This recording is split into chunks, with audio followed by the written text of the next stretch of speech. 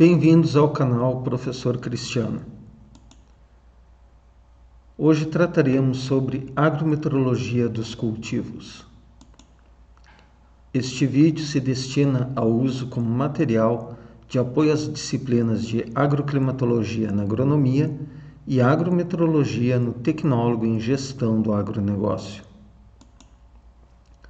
Quando falamos sobre agrometeorologia dos cultivos, estamos pensando na condição em que a agricultura é uma atividade econômica mais dependente das condições climáticas. Os elementos meteorológicos, eles afetam não somente os processos metabólicos das plantas, mas também atuam sobre as diversas atividades no campo. Para termos uma ideia, 80% da variabilidade da produção agrícola no mundo depende da variabilidade das condições meteorológicas durante o ciclo do cultivo, especialmente para as culturas de sequeiro. Uma vez que os agricultores não podem exercer nenhum controle sobre os fenômenos naturais. Além de influenciar o crescimento, desenvolvimento e a produtividade das culturas, o clima ainda afeta a relação das plantas com os micro-organismos, insetos, fungos e bactérias, favorecendo ou não a ocorrência de pragas e doenças, o que demanda as medidas de controle adequado.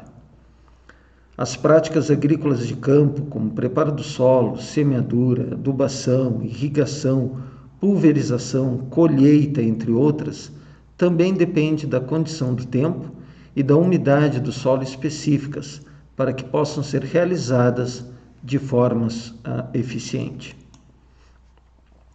Por isso, dada a grande importância do clima para a produção agrícola, que o uso das informações meteorológicas e climáticas é fundamental para que a agricultura se torne uma atividade sustentável, não só ecologicamente, mas como também economicamente.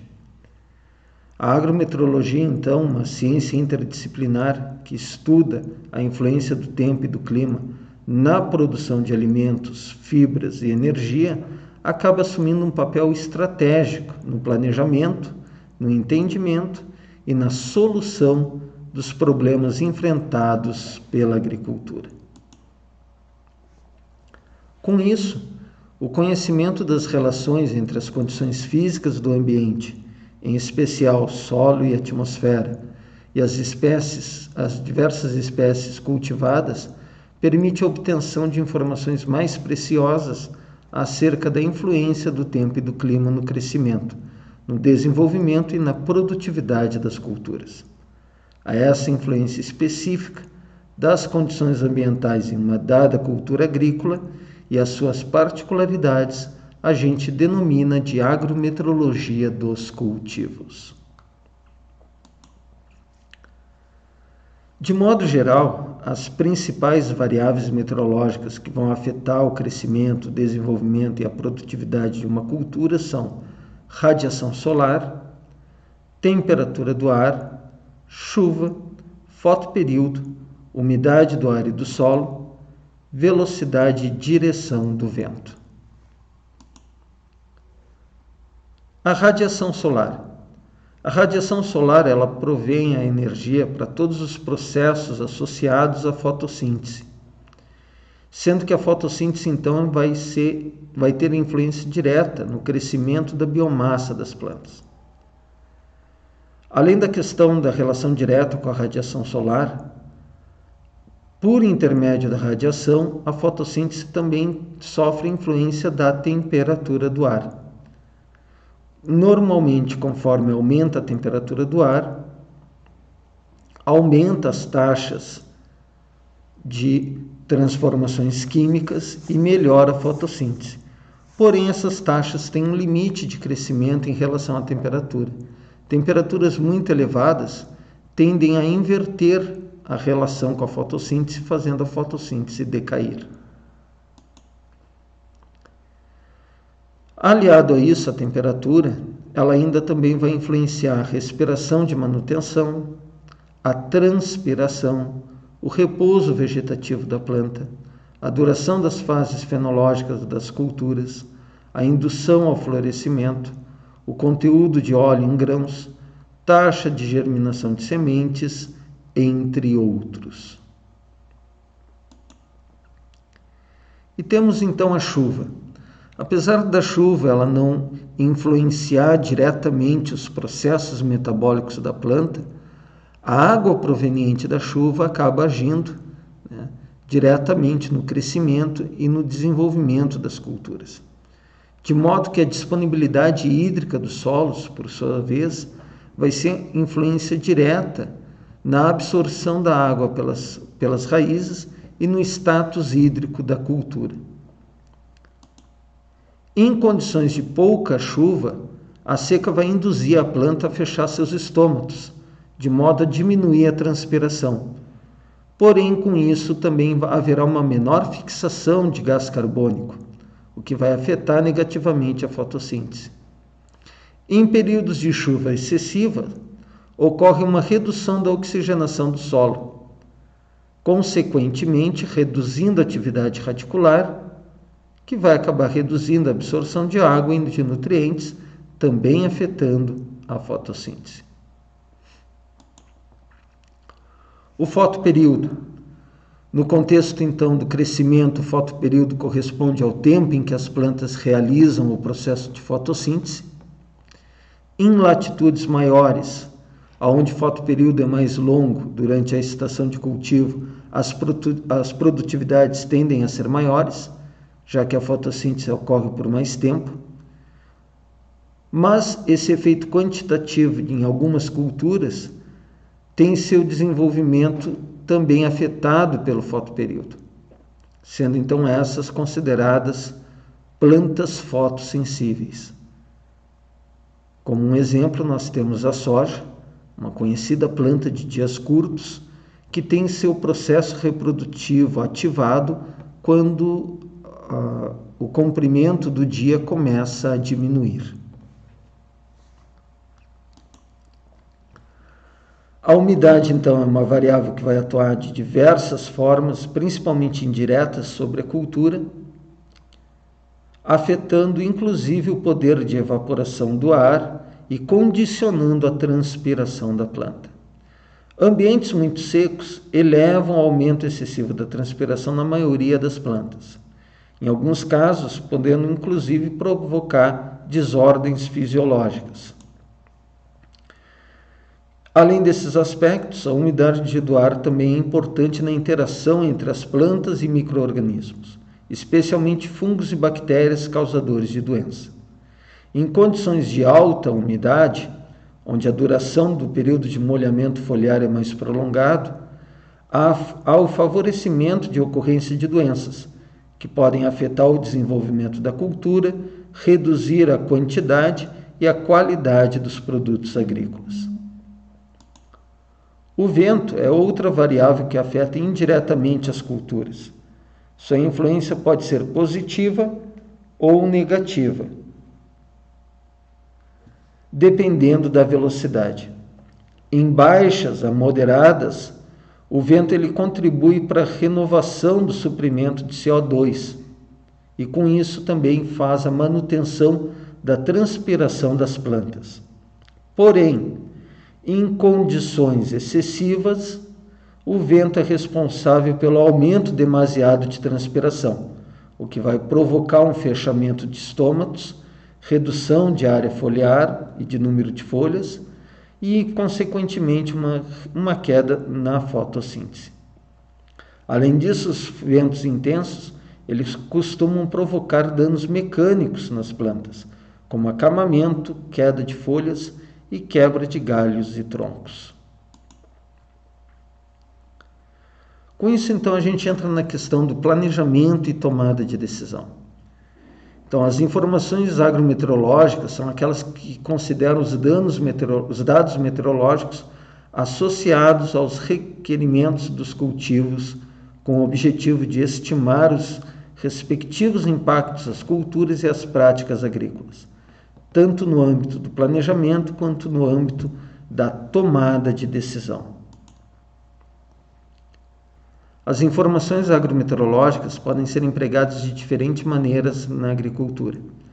Podem ser utilizadas para o planejamento dos cultivos, como componente estratégico, tanto na escala microclimática como topoclimática, ou empregados no processo da tomada de decisão, quanto ao melhor momento ou condição para a execução de diferentes práticas agrícolas, sendo, portanto, um componente tático.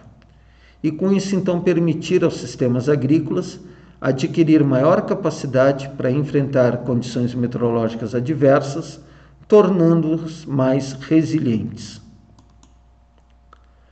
No planejamento, a gente fala sobre a questão das ações a serem realizadas antes do estabelecimento da cultura, ou seja, quando o empreendimento agrícola começa a ser programado. Em função disso, o planejamento se fundamenta basicamente nas informações do clima e da sua variabilidade interanual no local de interesse. Entre as informações agrometeorológicas empregadas no planejamento agrícola, o zoneamento agroclimático é o mais conhecido. Quando falamos de planejamento agrícola, nós nos referimos a toda a condição de quando plantar, como plantar, espécies a serem plantadas, entre outros.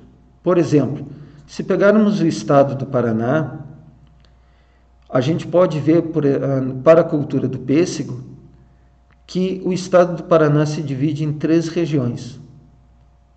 Em verde, uma região para cultivares exigentes em horas de frio, ou seja, para aquelas cultivares de pêssego que precisam de uma determinada carga elevada, muitas vezes de horas frio, para garantir um bom repouso vegetativo. Em azul, mais na metade do estado, cultivares com baixa exigência em horas de frio. E aqui em branco, mais no norte do estado, uma área inapta para a produção de pêssego. Do mesmo jeito, no Rio Grande do Sul, por exemplo, para a cevada cervejeira, a gente tem locais do estado que, por influência das condições climáticas, no caso aqui dos microclimas locais, não há recomendação para plantio de cevada cervejeira. Enquanto que nas áreas propícias, o período de semeadura vai de 11 de maio a 20 de junho, nas áreas de plantio mais cedo, em amarelo, até 11 de junho, 31 de julho, na área no azul mais escuro. Então, mesmo dentro de um estado, tu tem variações climáticas, muitas vezes influenciadas pela topografia, que vão alterar a condição de plantio ou até mesmo de implantação para algumas culturas. Sem falar principalmente na questão do estresse hídrico e do excesso hídrico. Em que momentos do ano você tem maior disponibilidade hídrica ou menor disponibilidade hídrica. Então, observando o Brasil, a gente pode ver que tem uma grande variabilidade no comportamento das chuvas ao longo do ano, o que vai influenciar as culturas e o que plantar em cada região. Então, o planejamento ele entra muito nessa condição, a definição do que fazer, quando fazer e como fazer. Já a tomada de decisão, ela vai levar mais em consideração as condições do tempo. Enquanto o planejamento considera as médias climáticas, a tomada de decisão considera a condição do tempo no momento e a disponibilidade de água no solo. Então, as informações do tempo elas podem ser utilizadas para antecipar decisões ou obter resultados ainda melhores. Então, para que o resultado de uma decisão seja o melhor, as informações para a resposta das culturas às condições de tempo e clima precisam ser precisas e realistas, inclusive sobre sua fenologia e práticas de manejo necessárias. Então, é necessário conhecer o tempo, o clima, mas principalmente conhecer o comportamento da planta em relação ao tempo e clima.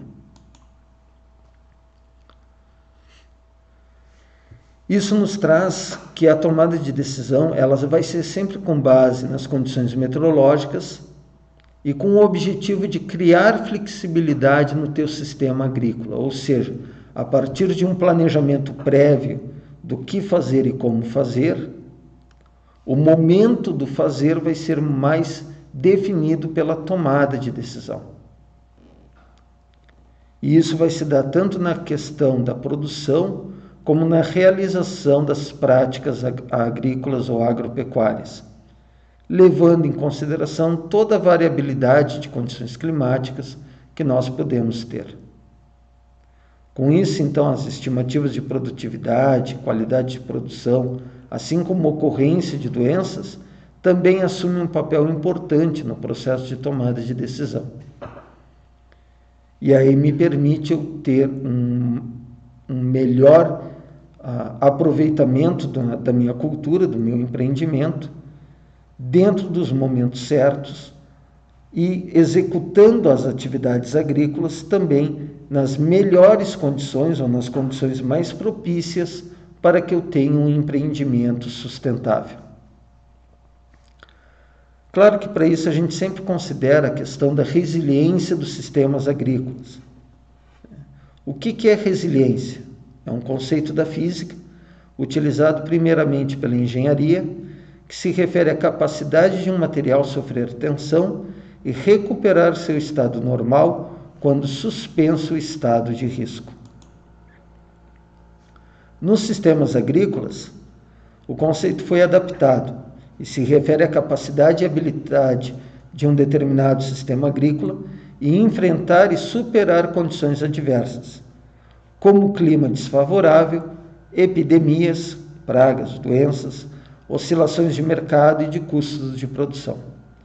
Em termos agrometeorológicos, a resiliência depende da adoção de estratégias que reduzam os efeitos adversos do clima nas culturas, como secas, geadas, altas temperaturas, ventos intensos, entre outros. Dessa maneira, as informações relativas ao efeito do tempo e do clima nas culturas são cruciais, de maneira a eu ter as melhores estratégias de ação.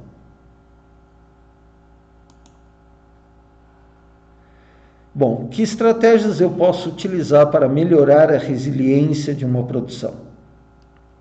Primeiro, diversificação de cultura, cultivares e datas de semeadura, reduzindo então a exposição da cultura às condições meteorológicas adversas, nas fases fenológicas mais críticas, como por exemplo florescimento e enchimento de grãos, escolha de cultivares ou variedades que apresentem diferentes suscetibilidades aos eventos meteorológicos. Tem espécies que são mais resistentes, tem espécies com variedades mais resistentes a estresse hídrico e variedades menos resistentes a estresse hídrico. Definição da densidade populacional, principalmente na questão quando tu está com um clima mais seco, de maneira a ter uma menor competitividade entre espécies. Utilização do cultivo mínimo e do plantio direto, de maneira a reduzir a evaporação de água do solo, e aí com isso tu tem um melhor uso de água pelas culturas.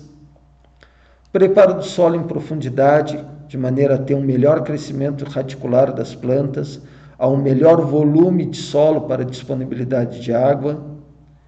E correlação das deficiências nutricionais e o controle integrado de pragas e doenças. Podemos ainda trabalhar em áreas que se percebe, por exemplo, problemas grandes de evapotranspiração ou incidência de ventos fortes, o uso de quebra-ventos.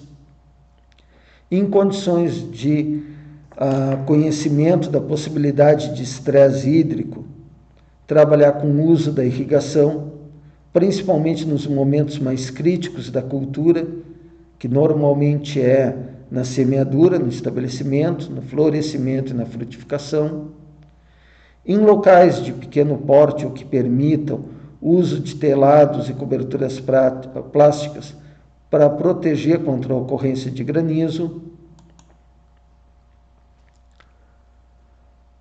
além de medidas como controle de geadas, alocação de culturas conforme a posição no relevo e utilização de reguladores de crescimento quando necessário, de maneira também a inibir, acelerar, retardar ou até mesmo uniformizar o crescimento vegetativo, o crescimento radicular e o florescimento. Com isso, a gente pode dizer que o conhecimento da agrometeorologia dos cultivos vai ser essencial para a geração de informações meteorológicas e climáticas adequadas às particularidades das diferentes culturas, que então, quando aplicadas ao planejamento e ao processo de tomada de decisão, vão permitir um aumento da resiliência da produção, garantindo uma agricultura mais eficiente, mais produtiva e com menor risco de perdas e maior sustentabilidade. Fica o convite para vocês visitarem a página Professor Cristiano, Solos e Clima. Contatos podem ser feitos pelo e-mail erosividade@gmail.com e aproveitem os canais da página Professor Cristiano. Até a próxima.